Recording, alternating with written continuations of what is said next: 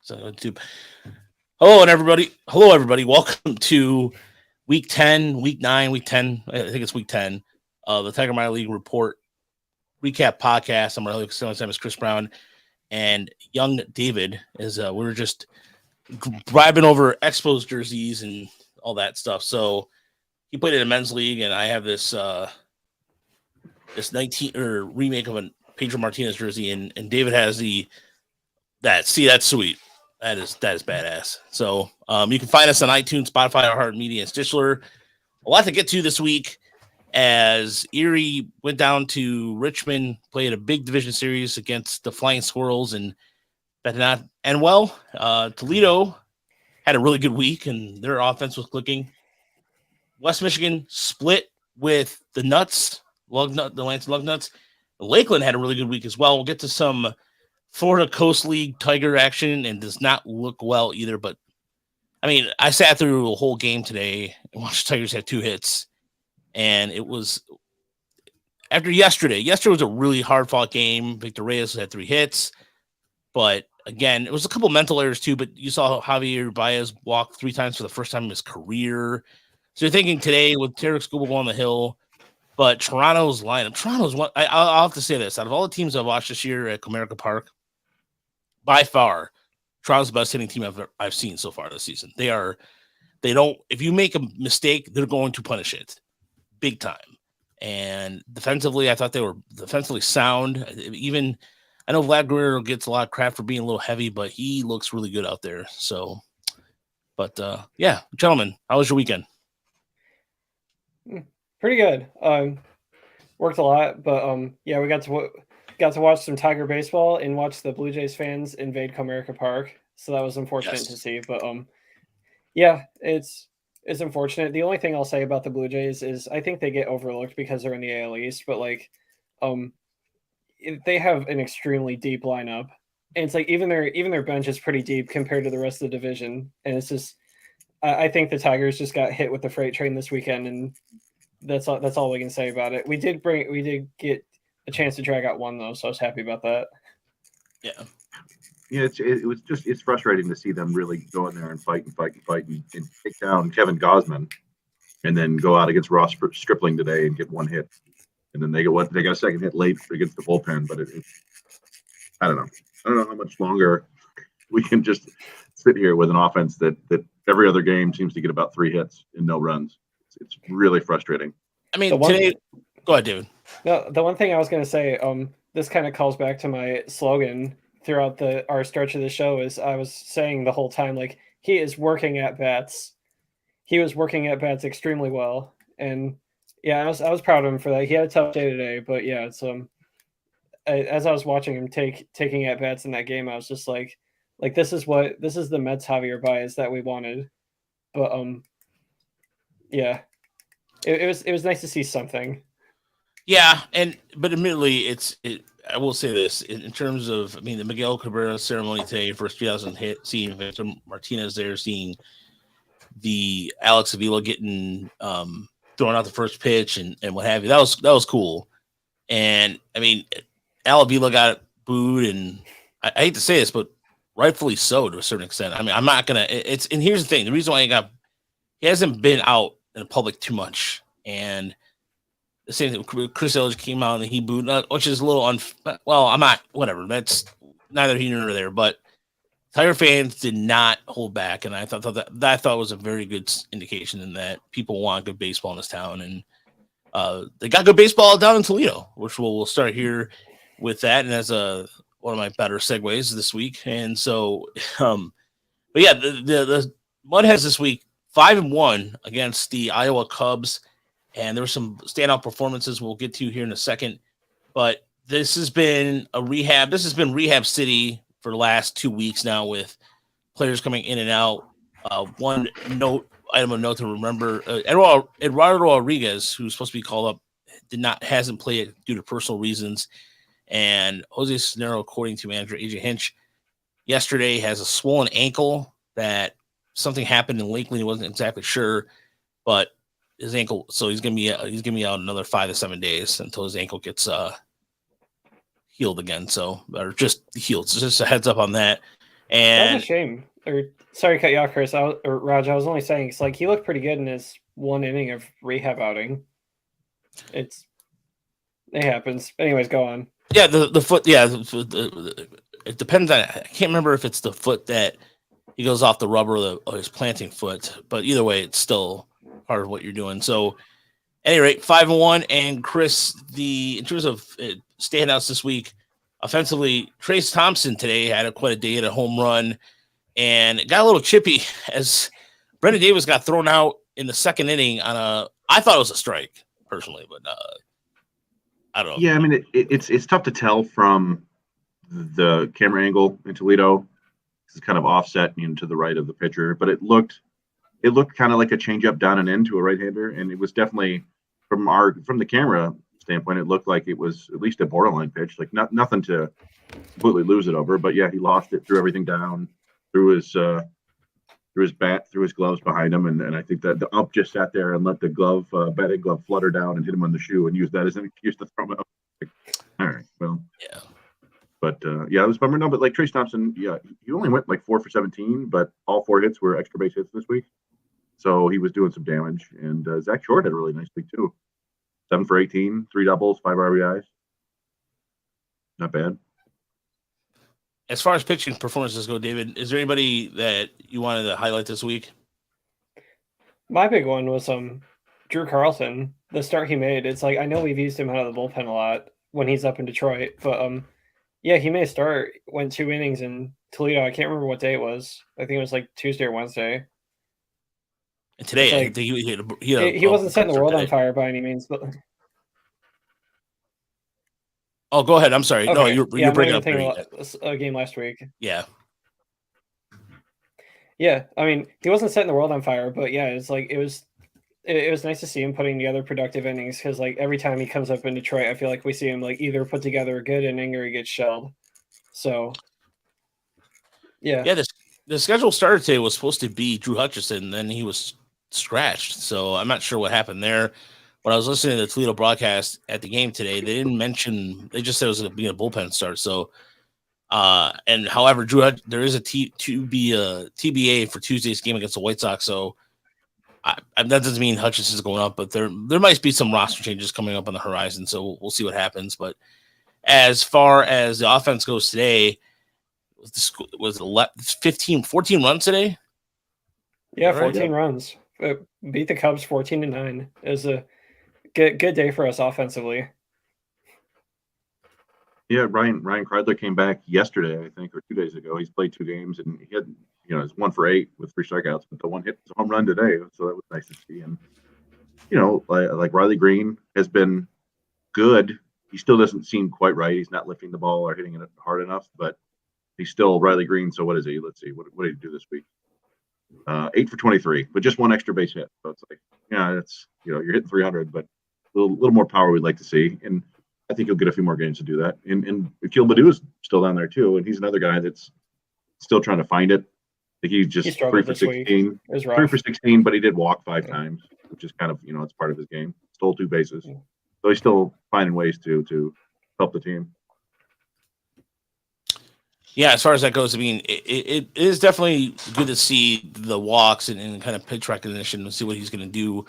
There are some people on social media who are asking when he's going to come back, and I don't see this happening anytime soon at all. And I mean, right now with the Tigers' outfield situation currently, Daz Cameron, by the way, just a heads up, was out due to COVID protocol reasons, and so that was the reason why, as said on the press conference on Friday. So, but as far as the Mud Hens go, they are in a strange. It doesn't make any sense to me, but they have 2 massive, big, just East and West for the International League. I thought there would be like a Central Division because they have enough teams to do it, but it's not the case.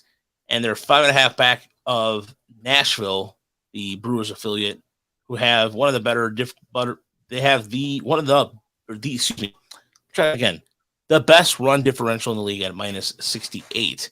So what's next for the Mud Hens? Well, they're gonna be on the road. But then I was talking to one of the official scorer, guy we met last year by the name of John, who's really nice guy, and he worked the Tigers game today. Toledo has the Worcester. Worcester.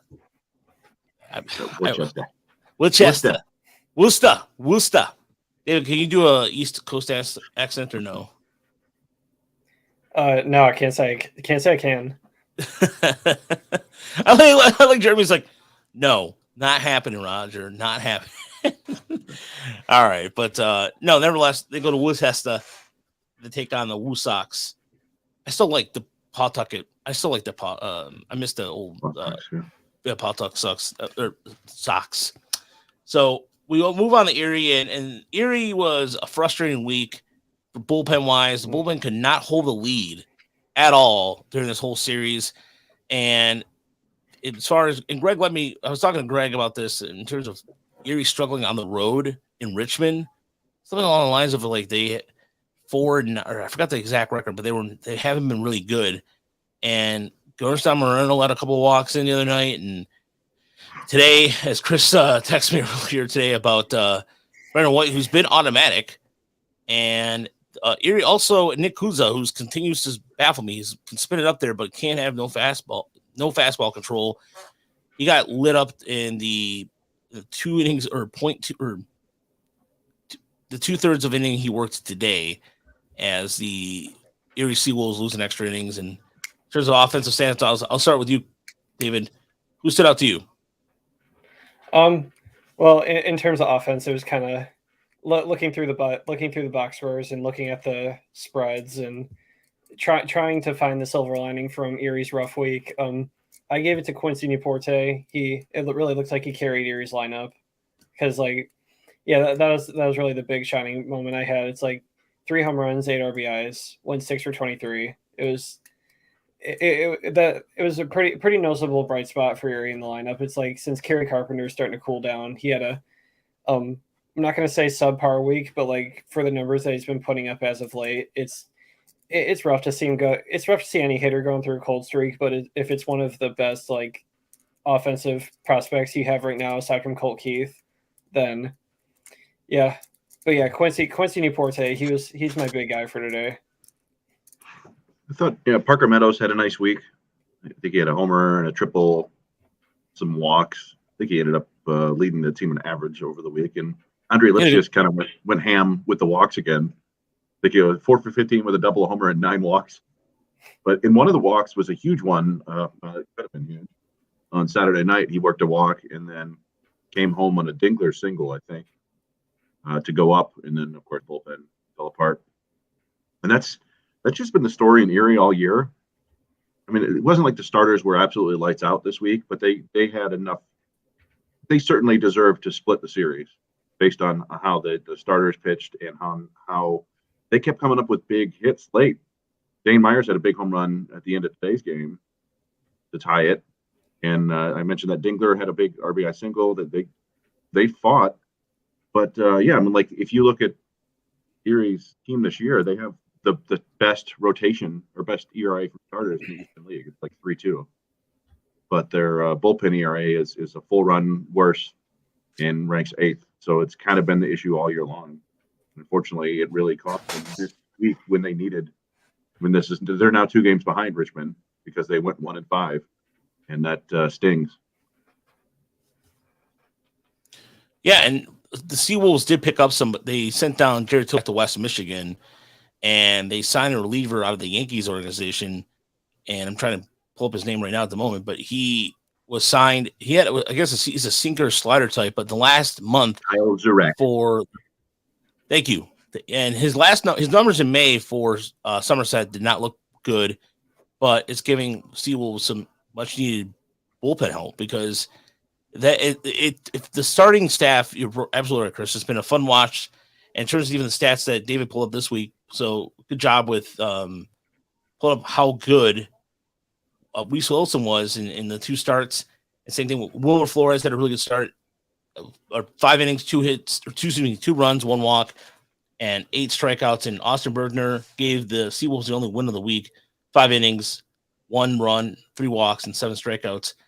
And they've been using Adam Wolf out of the bullpen. So that kind of, maybe that might be a little bit of help because Wolf might, in terms of even seeing 1 or 2 times throughout the lineup, as a long reliever might be a good idea. But the biggest takeaway for the Seawolves, in addition to that, though, offensively speaking, there's not the consistency is lacking too. I mean, Eric De La Rosa had a good game today. Parker Meadows had a single too that scored a run, and it's good to see Parker Meadows coming into his form a little bit. I mean, I think he's over 300 in the month of June and over the last 2 or 3 weeks, or even a week before that, before June, and so that's a positive way to take away, David. I would always you always want to look for something positive, and I know you do the same, but. What have you thought in terms of what's your thoughts about Parker Meadows so far as he is adjusting to Erie? Well, I mean, in my opinion, I think even though he's starting to come together in Erie, honestly, I still think it wasn't the most amazing idea to bring him up from West Michigan. But yeah, I think we were really saying just sink or swim, and if you're sinking, just try and kick your feet really hard and swim back up, and that's exactly what Parker Meadows has been doing. It's some of the spreads I've been looking at from his at-bats in Erie over the last week. It's his at-bats are starting to look longer. And with he had a 2-hit game, some game of the week. I can't remember what day it was. But yeah, it's always nice to see a hitter coming to his own a little bit, especially adjusting from single A to double A, which is, we know for any minor leaguer, can be a big step. And yeah, it's nice to see him seeing the ball better. It's I feel like when he got called up to Erie at first, we were seeing 0 for 3 with 3 strikeouts, or just a lot of offers. And it's always tough for a hitter. It doesn't matter what hitter you are. It's tough on your psyche when you have a week of 2 or 3 for 20 with 8 strikeouts. But yeah, stuff like that happens, and hopefully the curve will start to go back up for Parker Meadows. It's once the singles and doubles start to come, then the home runs might come. So yeah, that's my take on it. Yeah, I mean the opposite end of the spectrum, unfortunately, is Gage Workman, who had basically the Tony Snell week. He went 0 for 15 with 10 strikeouts, no walks, nothing, no runs, nothing. It's man, that's got to be a real tough week. I think he only played in 4 games, but yeah, that's tough. Honestly, I'm surprised. All respect to Gage Workman. I think he's working as hard as he can to try and come back with Erie. But we did it with Daniel Cabrera, who I'm sure we're going to get to once we do the West Michigan recap. But yeah, it's maybe a trip down to West Michigan for a little bit could do Gage Workman some good. It's tough to see because I feel like every week we do the show, we give some condolences to Gage Workman on having a pretty rough week at it. It was slightly different with Workman and Cabrera. Cabrera was also hitting under 200, but he wasn't making any hard contact whatsoever. Workman swings and misses constantly, but when he makes contact, it goes really far. So his situation reminds me more of Jake Rogers. He had a full year in Erie and then went back. I could see Workman staying there all year and then starting next year there as well, and seeing if maybe he can pick it up. But yeah, I mean, it's tough because, like you said, he's certainly not consistent in any way that we'd like, other than striking out consistently, which is unfortunate. So, well, because do you I can't remember when it was, but you remember that game where he went 3 or 4 for 5 with 2 or 3 RBIs? It's he had a monster day at Erie, and then he just kind of tapered off after that. Yeah, he had 2 4 RBI games in 1 week, I think. Yeah, he had a pretty good week last week. Yes, I recall. But yeah, it was last week. But yeah, I mean, it's like you mentioned, Chris. He's good at hitting the ball hard. And the one thing I'll say is if you're a hitter with a pretty good hard hit rate, it's eventually it's the same thing's went on with Jonathan Scope in Detroit. It's he was hitting the ball crazy hard. He was just kept hitting it in and out in one way or another. It's same thing could happen with Workman as well. It's you just keep hitting the ball on the screws, and eventually something's going to land and you're going to get lucky. There is, by the way, did you guys see Toledo made a trade for a pitcher? Tigers made a trade for a pitcher that hasn't pitched since 2016. Did you guys see that story? Yeah, I did see that. Matter of fact, now that you bring it up, I actually did see that in the transactions with the Tigers recently. Did you see that, Chris? No, I missed it. All right. Let me see. It's I'm trying to find it. I can't find it on the transactions sheet. Yeah, I don't see it either. I gotta find it here. No, it's funny. Go ahead. I was just reading about this the other day. I'm trying to find it at the same time you are. Yeah, Evan Pitchell from the Free posted about it, and I'm going through the transactions to see what happened exactly, and I'm not really sure why. In terms of the logic behind it. I freeze. I froze. No, I can hear you now. Oh, okay. It was Michael Mario or Marriott. Michael Marriott. Yeah, Michael Marriott. Thank you. Okay.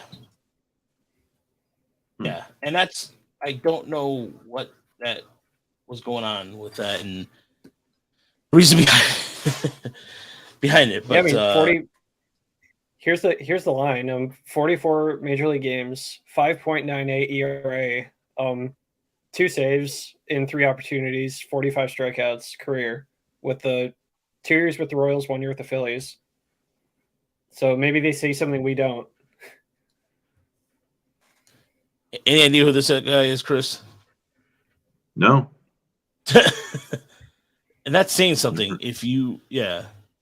I mean, it sounds vaguely familiar, but maybe that's just because his last name is Marriott, and Do you guys want to hear my take on this? Because sure. I don't know if this could be applicable, but this is the first thing that comes to mind. Is this is kind of the dollar store story. But do you guys recall what happened with Ryan Madsen? It's like he got injured, and that pretty much ended his career in Philadelphia. But like he started throwing some bullpens, and things were working out pretty good. So he got a contract with the Royals and started tearing it up. But like, I know this guy doesn't look like he's had much of a career to speak of, but like, I don't know. It could be a story of like, he threw a couple bullpens, felt good, and then we'll see him in Detroit in a couple of weeks. But that's my dollar store take on that. He was in indie ball a little bit, and with the Reds last year and the Phillies last year. Yeah, I don't know. He's a pitch to contact, but then, like I said, I'm looking through everything here, and I still don't. It's weird. I'm trying to see if I can find it on even Baseball Reference. Not even, missing something. I don't know. Anyway, all right. Sorry, we should just keep going. And well, yeah, probably because Casey Mize is gonna be out for the year, but it could. I mean, there's a lot of things that factor in that, but I just thought that was strange that we go with that guy. All right, moving on. Anyway. What's up, David? No, I'm only going to say it's like, Major League analytics department nowadays are like insanely like specific. So like maybe they could have seen something and be like, hey, this guy's putting up in like very strange statistic numbers that we might not be able to see. And they're like, maybe it's worth taking a shot at. But yeah, that's my take. Yeah, it was weird. It just doesn't come up on the Toledo transaction sheet either. So I don't know. Maybe I'm just blind to it. Either way, all right. Let us move on to West Michigan as they split this 3-3 this week against the Lugnuts. Like I mentioned earlier, they were outscored 34-24. But Carlos Guzman, 10 innings, 1 run, 7 strikeouts, and Christopher, how many times have you seen Carlos Guzman? Truly is Jekyll and Hyde with him. It felt like most of the times it would be Jekyll and Hyde in the same game. It'd be, I don't know which one is good and which one is bad. I've never known that for Jekyll and Hyde, but he would be good early, like one time to the lineup, and then get touched up afterward. The velo would drop a little bit, the command would fall. So maybe he's building up some stamina and learning how to pitch more. Remember he was a shortstop or third baseman for not most of his career, but he started out that way. But we all, like, we've talked about it many times. We think that he probably is best in the bullpen where he could excel as a fastball changeup guy. And, but I guess they just want to keep trying, get some more innings and maybe work on that breaking ball in a more consistent manner than he would out of the bullpen. But yeah, I mean, it's nice to see that him put together two strong outings because he's had a couple blow-ups this year. Then, of course, there's the Tybettan, who's been the last 2 starts, and the times we've seen him, Chris, this year, he was struggling with command, but he's looked dominant. Just some clean innings, and he looks like he's utilizing his fastball again. Yeah, the velo was back up. He had dip diver. It had dropped down to like topping out at 95, but he's back up to 97, possibly 98 lately. And he only had 3 strikeouts in that game, but he worked 6 innings and a lot of fly balls to center field, moderately deep fly balls. But he also got a lot of weak contact, and it was just a really quick, efficient outing for him. He didn't walk anybody. It was really impressive. So, I think he's figuring some things out, and as pitchers sometimes do. So that was good to see. Unfortunately, Dylan Smith, he dip up. Dylan Smith had kind of the worst outing of his young career, but it just one of those things where it happened. I think the inning snowballed on him, and then I think he hit his pitch limit.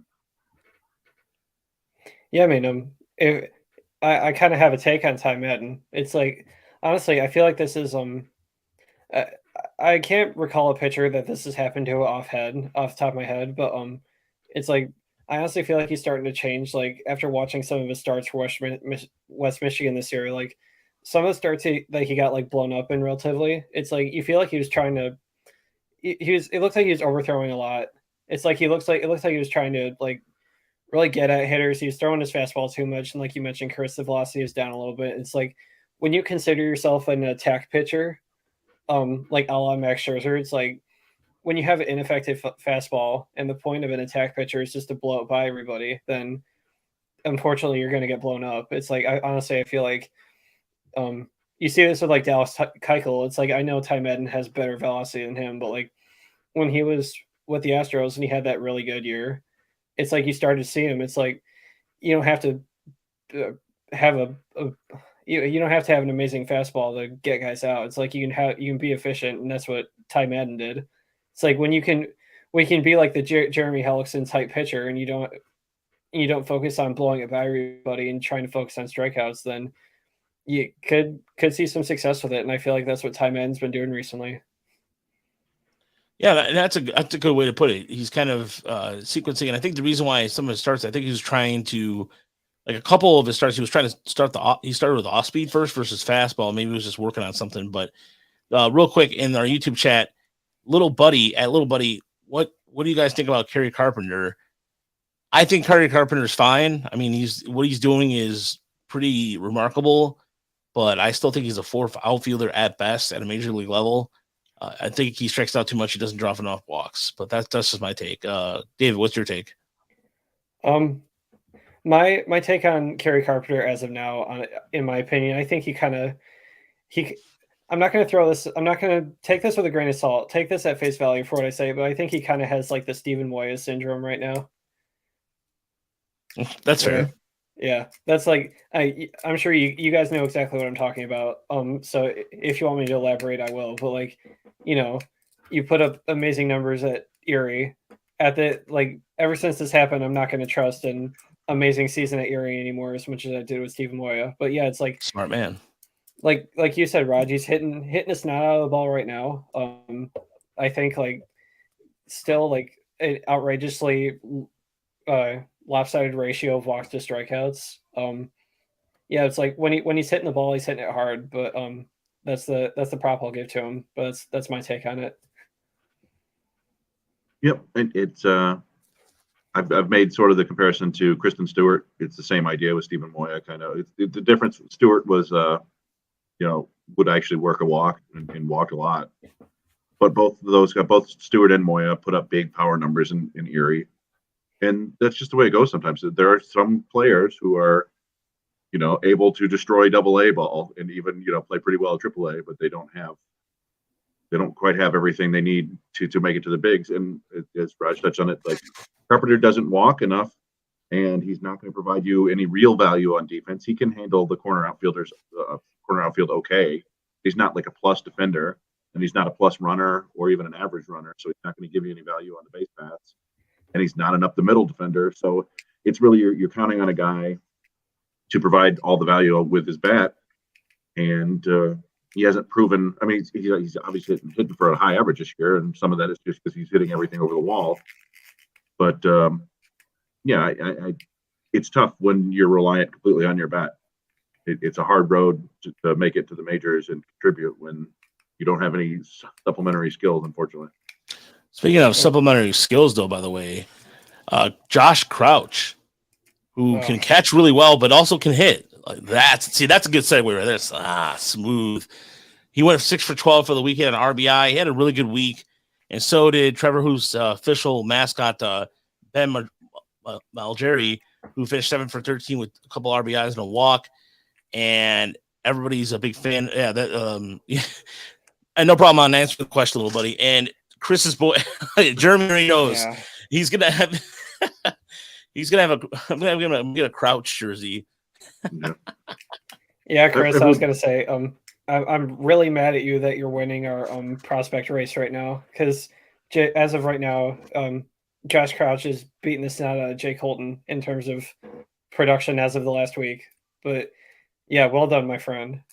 Well, it doesn't necessarily mean anything. It doesn't mean that Crouch has like a big league career ahead of him. I just I keep mentioning it. I saw one at bat in spring training. I thought that was good, and I was like, so I've been watching him a little bit. I was at the game where he had his first home run, but I didn't get it on video, so I had to go on the app to get it, which made me feel dumb. But yeah, I don't know. I mean, he had a good week. He's an interesting guy. He seems like he might have kind of plus bat to ball skills, you know, on top of hitting pretty well. He walked once and had 0 strikeouts this week. It's like, all right, that's pretty good. Yeah. I mean, but again, we need to see him in higher levels to know. But for right now, it's nice. He's been a nice find so far this year. Who knows what he'll do once he gets to Double-A. Yeah, I mean, if I can throw out a comp for Josh Crouch as of now, it's I can't remember if I'm gonna say his last name right, but do you guys remember Sam McMillan? Yeah. That's kind of the comp I have for Josh Crouch right now. It's like, because he reminds me a lot. It's like, I see a look on your faces, but yeah, this first thing that came to mind when I was watching him was Sam McMillan in his one good year with West Michigan. But yeah, that's my take. The reason why I think McMillan, the McMillan comparison isn't fair is because while McMillan had a good eye, he always topped the ball. He could never get the ball out of the infield. Always. I mean, how many times, Chris? Like, what was it? There was a series of games where we went to where it was like literally 5 or 6 foul balls were just topped, and then the little grounder to short or a little ground to the first. Yeah, I'm looking. McMillan had 5 home runs in his career. Unfortunately, that was the thing. Like, he had a good eye. It looked like it might work. And then he could never drive the ball at all. And then his defense kind of never developed either. The 2017 draft is a bit rough, but no, but not like the guy that I'm reminded of is Kirk Casale, who was like an 11th rounder the year they drafted James McCann, I think. And so they took these both the couple catchers, and Casale I think probably has more raw power. But it's like sometimes you can grab a random catcher after the 10th round and have it work out, because I don't know, catching's tough, and some guys just kind of have a knack for it. And like, that's the thing that I've enjoyed, is that he also seems to be pretty good on defense. That's gonna keep you in the system for long enough to let you try to hit. So I don't know. We'll see what happens. It's just it's only been like a month and a half of him performing fairly well. So catching, we know, can take a lot out of guys too. Yeah, I was gonna say, it's like I thought we had like a pretty decent but not amazing defensive talent in Joey Morgan when he was here, but that was one of my more bad takes. But yeah, it's like being a defense as a catcher, especially like in a system where our catching depth is pretty much as deep as a divot in the outfield. Yeah, maybe it's like a defense first catcher can get you a long way. And if you can handle the bat well, if Josh Crouch's offensive knowledge can translate through the levels, it's like I can see it going somewhere. But then again, I just compared him to Sam McMillan, so I guess we'll see. Yeah, I mean, again, but it's good to see the Tigers get some luck on that later rounds from the catcher. Unlike, I mean, they finally proved, hey, if we draft a catcher later will be fine. We don't have to draft and waste our time with guys early on like Sam McMillan. So that sounds harsh, but I really don't care because it's true. All right, let's move on to Lakeland. And let me just say something about Lakeland real quick before we get started. First and foremost, there was a lot of snickers and there's not snickers, but a lot of like, oh, okay, Roger, about Roberto Campos last week. When I saw him, they looked more selective and it was taking counts deeper. And everybody's like, oh, okay, well, whatever you know. Well, I know. Apparently, because he went 9 for 17 this week. He had 5 walks, and Pacheco, business is normal, 6 for 18, 6 RBIs and a home run and a walk. And Carlos Mendoza, which I know a lot of people are weird about because of his height and all that, 5 for 17, a home run, 3 RBIs. This is the second week in a row he's homered, and this is a guy. I mean, he had his average last week wasn't as good, but still, I like Carlos Mendoza.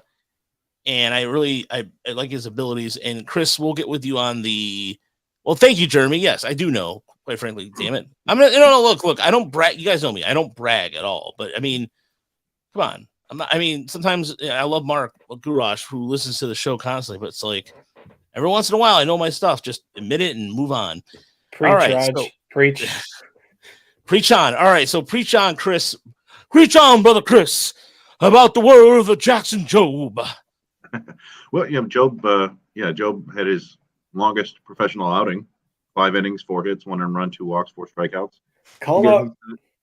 He's not setting the world on fire. We got a quick question about that. Yeah, call him up. Jeremy want to know what's Crouch compared to Dingler? Oh, well, I tried to answer it in the chat, but basically, Dingler stands out most for his athleticism. He's just he's a plus athlete. Even for a catcher, and he's got a cannon of an arm. I think Crouch's arm is good, probably close to average-ish, maybe solid average. He needs a better pop time. Honestly, when I see Crouch behind the plate, I feel like, yeah, like you said, sorry to cut you off, Chris, but the pop time is really, in my opinion, a pretty important stat for me for catchers. But yeah, it's like Dingler's athleticism is really taking him far, especially as far as pop time goes. It's like seeing his behind the plate to second time is like outstanding. But yeah, Josh Crouch can improve on that just slightly. Seeing him, I'm not going to say he looks a little lazy getting up, but I guess comparing him to Dingler, he looks just like it that much slower. But well, and yeah. I'll say that Crouch is more traditionally catcher shaped. He seems like he's probably about 5'10" and 215 or so. I don't know what he's listed at, but Dingler's like a legit 6'3", 225. Looks like he could be a quarterback. And yeah, he has the athleticism to. He doesn't block everything, and he's not sliding back and forth behind the plate like Cooper Johnson, but he's got the athleticism to move. He's really, you see him move. What I've noticed from Crouch in what I've watched is he seems to be pretty quiet behind the plate, seems to be a good receiver, and has good enough arm strength to handle the running game, at least on an average basis. So I think, what you're hoping there is that he could be an average defender, and maybe you got lucky with the bat. He can, hit for a little bit of average, maybe give you a handful of home runs. Whereas Dingler has the chance to be like a plus defender at the major league level if everything comes together. And then, of course, you're hoping to get anything from him on offense down the road. And it may be that he ends up as like not all that different than Jake Rogers, actually. Although I think Jake Rogers would probably take a few more walks than Dingler. Yeah, I mean, in my opinion, I've always said this about catchers, and especially as far as like defense at catcher goes, and like how you have like your defense and offensive pitchers, like you rely on breaking, and other one you rely on your fastball. It's like I'd like to think there's such thing as you can be a blocking catcher, or you can be what I like to call a wall catcher, or basically just give the pitcher something to throw at. It's like, yeah, that's like you can tell like catchers behind the plate where you can like when there's a breaking ball in the dirt, you can tell where like, oh, he's a vacuum, he'll suck it up. But like you see a catcher get down to block a breaking ball on a 0-2 count, and you're like, oh my god, it's like it looks like a freaking minivan behind the plate right there. Just looks kind of clunky. Yeah. Yeah, like De La Cruz looks like that too for Lakeland. I mean, he's a big dude. He's like that stocky build we're talking about. But no, nevertheless, in terms of Lakeland, call him up. on Jackson Jobe, Will Kill Hernandez. And Chris, I'm going to ask this question. At some point, I think by the end of the month, I feel like there's going to be a big wave of changes coming up before the draft, with everything getting set up a little bit. You think, or in terms of like call ups and all that? It does feel like you could very easily call up Will Keller Hernandez, Garrett Burhan, and Brant Herter, West Michigan. They all feel like they've earned it, but I don't know if they're the arms to kind of backfill from that point. Just looking at the FCL roster, like they are remarkably young and inexperienced. It's kind of, this is where ordinarily in the olden days when they would draft. I mean, the draft would already be over right now. They would have signed a bunch of random 24th round college pitchers that will never make the majors except for random guys like Bobrisky and possibly Garrett Hill. But those guys would be pitching in in the New York Penn League back then.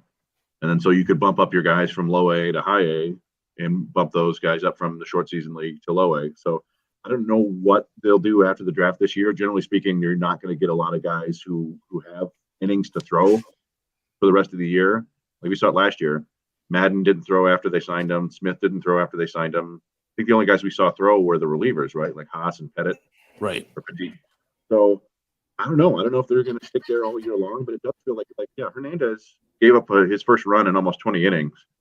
I think it was like an 18 inning scoreless streak. And he's got some talent. So it's like, this is a guy that was once a bit of a priority. So they would probably want to move him up. But then what do? Do you send Guzman down? Do you send Jordan Marks down? You could, but how much do you value the development of those guys too? So and it'll be interesting to watch. Maybe we'll just see some guys get released, some veterans get released in July, and then they start backfilling that way. But I don't know. I could see that happening. I mean, I think that I look at the way they've been moving. Like, for example, Jerry Toby got sent down. They're not afraid to send guys down. I mean, Daniel Cabrera is a prime example of that. So if you might be right, Chris, just lack of bodies. Just at least at the rookie level, we'll see. Right. Maybe they can find enough starters in like the 10th to 20th round this year, and then put them down there and get some innings. But I don't know. These things generally tend to work out, though, right? Like unfortunately, somebody will probably get hurt in West Michigan, and then somebody will come up from Lakeland. That's just the way it goes. Yeah, I mean, and that could be Weichel Hernandez's opportunity to maybe make the next step. But like, my opinion is, and sorry if this may not be the greatest take in the world, but I've always thought, like, especially if you're a pitcher in low A and like low A, high A, it's like, and the organization really has to handle them with kid gloves, because like you look at kids that like a prime example, Casey Mize, unfortunately, that we just learned recently. It's like younger pitchers are so much more volatile for injuries as they were back then. It's like you see Tommy John surgery rate is like so much higher than it was even 10 years ago. It's like, and as soon as a pitcher gets drafted, it's like you guys mentioned that Tybettan didn't throw, Jobe didn't throw. It's like you really have to handle them with kid gloves, because like as soon as your first year in pro ball, you're automatically on like a dozen throwing programs. It's like the coaches are picking you apart, saying like, here's something we think you could do with your mechanics. And like you're releasing your curveball 1 inch further than you should be, than you were in high school or college. And it's like, that's why I always think roster moves in low A, you really have to, it's like for pitching, you have to consider them before you do them, in my opinion. But I think Weichel Hernandez has the best opportunity for a move up, in my opinion. Speaking of young arms, by the way, Walker Buehler has a right forearm, so he's going to be out for 5 to 7 weeks. So no one. And he's a dude who had Tommy John surgery right after he was drafted. So it's been only been like 5 years. And Wilkel just coming off the Tommy John surgery. So it's like, I don't know. And you could make the argument really that even there's plenty to develop in a pitcher without, that's kind of dependent or independent of competition level. So you can like you're talking, they monitor every pitch, everything. You can probably be like, hey, we want you to do this more. We want you to throw this more. We want to see you get 2 more inches of break on your slider. You can do all that and be a better pitcher and just deal with the fact that you're facing a bunch of 19-year-old kids. Like it doesn't necessarily preclude you from getting better. It's just going to make your mistakes, less damaging to you. Yeah, I mean, if you think about it, it just sounds like if you believe, to me, it's just always like with pitcher injuries, it's just like this. If you think about it, okay, think about it for a moment. They're drafting them. They're learning a new pitch, right? Mm-hmm. They got grip. And they're starting throwing. They're starting really well. Then there's a start. They start losing velocity. And then you go, oh, well, that seems weird. That's crazy. And then there's a start they get blown up by. And then you go, oh, that was weird. And then, a couple good starts, everything going well. It's not bad. Then you see this happen earlier today or earlier this year. They start kind of going, oh, I don't feel right. The pitching coach comes out to the mound. The manager comes out to the mound. They walk off together. They leave the start. And that's what happens. Yep. It's just like Jaws. You never know what's going to come. Get you. So, all right, they pull the barrels down under the water. So random face comes out of a boat at the bottom of the lake. Yeah. And then the Oscar. I was going to say the Oscar goes to. Yeah, that was beautiful. I think it was an impromptu. I was just thinking about because I think it's like you can use a walking, time bomb and all that stuff, but every time I think of like a dire situation, I think of Jaws like that music just going off, dun, dun, dun, dun, dun, and that's how it is. Little buddy with the cut of the night. Little buddy on YouTube. Thank you. That was fantastic. Mario Van Peebles in Jaws 3 is going to come out of the water and barely be alive. So we're going to need a stronger UCL ligament. Yeah. Yeah. And by the way, it's for the record, I think the Tigers did much that they could for Mize, and they looked at all the options. And I know it looks kind of a little silly on their part, but medicine, that kind of stuff. Like if you look at the ligament, it's not. It was just the way that AJ Hinch explained it. It's not working. It wasn't torn. Yeah, it wasn't torn. It wasn't. It was just floppy. It was like a blown out rubber band, basically. Like, this isn't working anymore. So yeah. So he explained about. Oh, go ahead. Or this is. I don't know if you guys will remember this, but we're going back to circa 2016 here. But my example of how unfortunate these stories are is I don't know if you guys remember Riley Pint.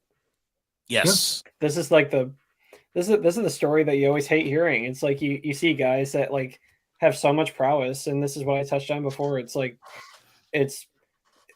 especially rehab from Tommy John surgery is what, like 15, 18 months. It's like you see guys like that like this happen to him, and like he had so much, like he was drafted in the top 5, wasn't he? I think when he went to the Rockies. Overall, yeah. It's like 4th overall. He had so much potential, and it's like it's just unfortunate you see these things happen to these young guys now. It's like he went down. I think he had Tommy John, didn't he? If memory serves, yeah. It was so long ago. Yeah, he had some. He had injuries and also severe control problems. Yeah, but when you're throwing 101 in high school, then that's going to happen. But yeah, it's like, yeah, it's you have a billion different stories. That's just the one that stands out for me. But it's just unfortunate. Yeah, there's some inside the baseball knowledge there too. Where he just talking about how especially Turnbull's elbow can turn the other way. Like I can't even explain to you. Like Turnbull's good. Yeah, like that's how he gets that spin on his pitch. Interesting. So he can pronate. Yes. And supinate. Yes. Thank you for using terms that I've never heard before. But yes, that's how he. Let's just talk about that. It was a little inside the baseball stuff in the dugout the other night. So that's the stuff that I like hearing. He has the good external rotation.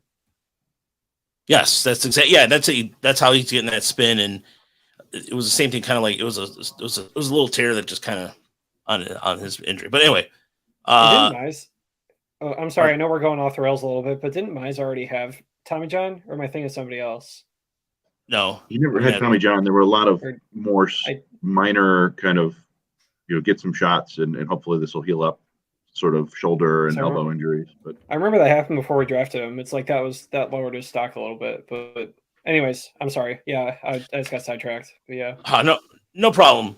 And as far as the Florida Complex League Tiger action goes, a couple things in terms of bless you. No, I didn't sneeze. That was just they went over. Oh, I thought you sneezed there for a second. So Franklin Perez in a rehab start, 2 1/3 innings, 2 runs, Hall of Fame. Yeah, 4 walks, 3 strikeouts. So he's on the comeback trail. I don't. If he's on the mound, it's fine. Yeah, exactly. But as far as the hitting goes, I mean, a couple of guys stand out. Clayton Campbell, who the Tigers signed out of New Zealand, he's just an 18-year-old kid who just looks like the Terminator, just built like just ripped kid who played catcher, and I think he played third base. Went 3 for 11 this week. Alonso Reyes 3 for 3 in Game 4. J.D. McLaughlin, who the Tigers drafted last year, I think in the 19th round, something like that. The 20th, yeah. Yeah, 2 for 4 in Game 5 with 3 RBIs. Iverson Leonardo, 2 for 4 in Game 1, and Abel Astetis went 2 for 3 in Game 2. And Chris, I don't know if there's anybody missing or anybody else should I highlight in some FSL or FCL action? I mean, it's tough. It's the first week, so somebody goes 5 for 58 or whatever, and looks like a world beater. It's nice to see. Call him up. What's that? I said call him up. Yeah, it's nice to see Bastidas doing a little bit of damage, get a home run. He was one of their 2 big signings last year. Other than that, you just kind of play it, just keep an eye on guys. One thing I always do is all right, how old is this guy?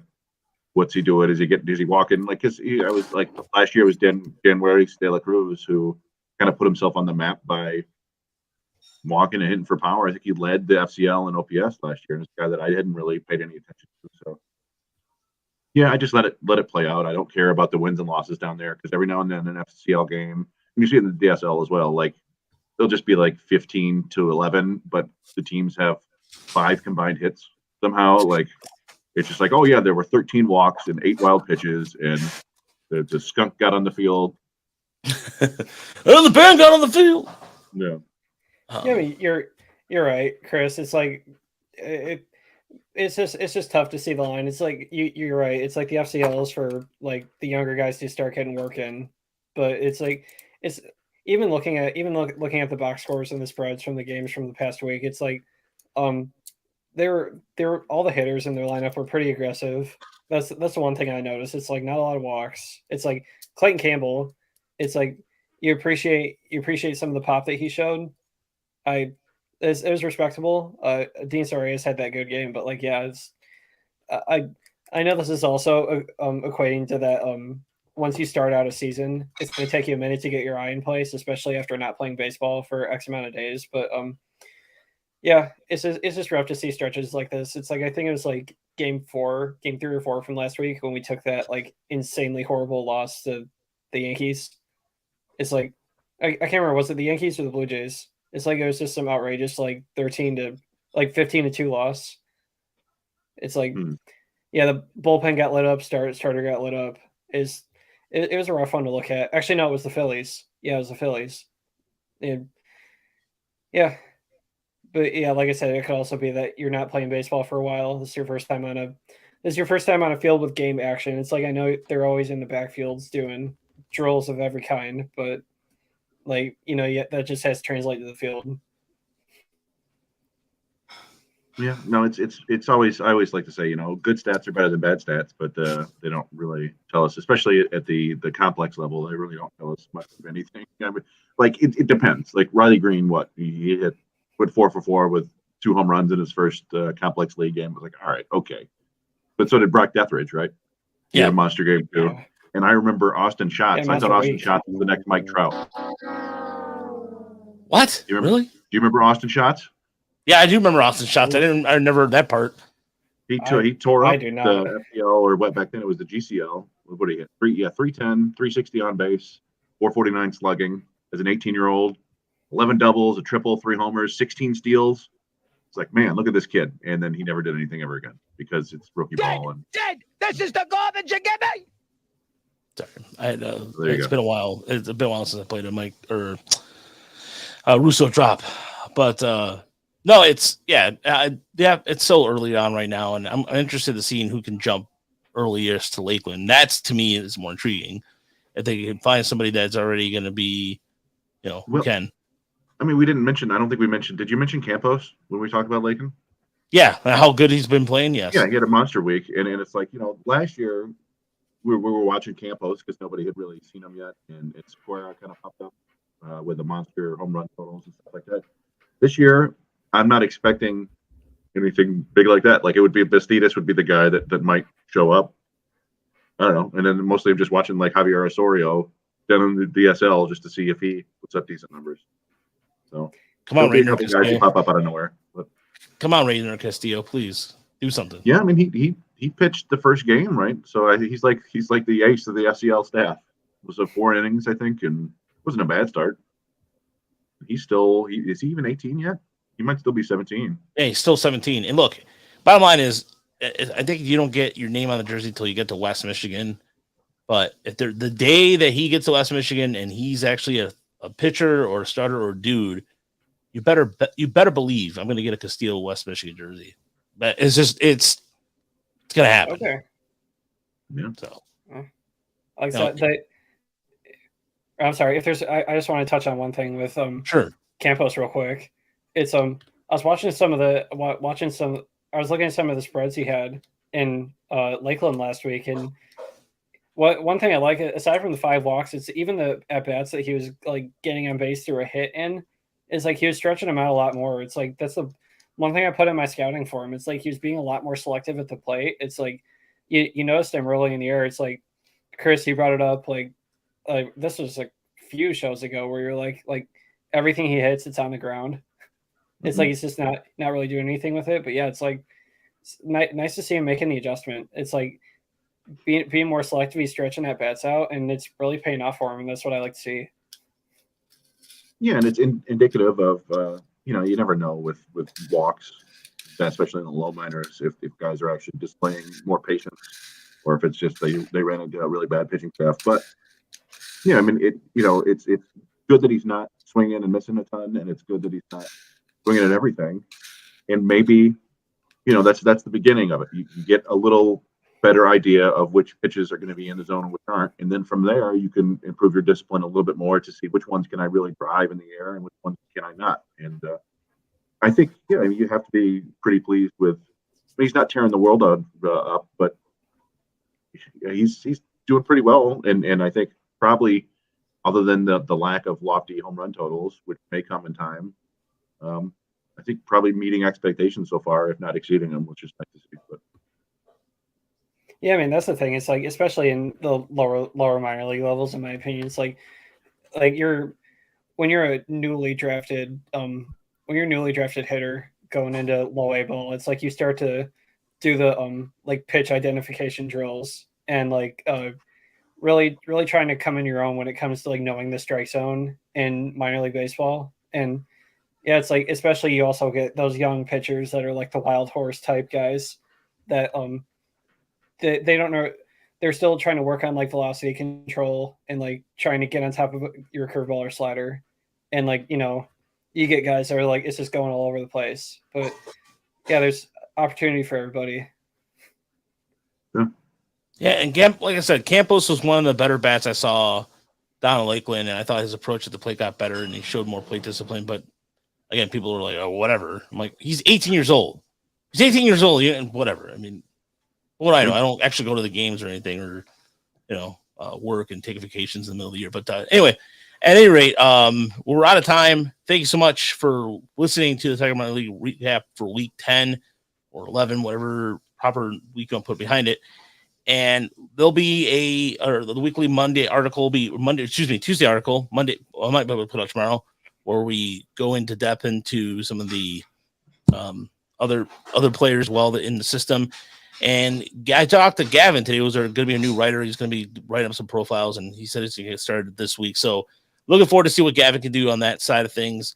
And there'll be some stuff coming out. Hopefully we'll have some college player profiles coming out here shortly. And Jeremy, thank you for supporting us as always. I really appreciate you always chiming in on YouTube. Really makes my night, and I love your enthusiasm for the game. And it's man, anytime you come on, man, it's really nice to have you on. And it was finally good. I finally met him too. I finally met Jeremy. Yeah, I met him last month. It was really cool. So, nevertheless, David, any last thoughts before you want to get out of here? Hopefully, Erie has a better week next week. I got faith in that. I got faith in that team. I hope the Tigers do better as well, and go Tigers and all their minor league affiliates. Chris, what about you before we get out of here? Anything? I got nothing. I have no thoughts. I got nothing. Baseball destroys me on the inside, but we love it.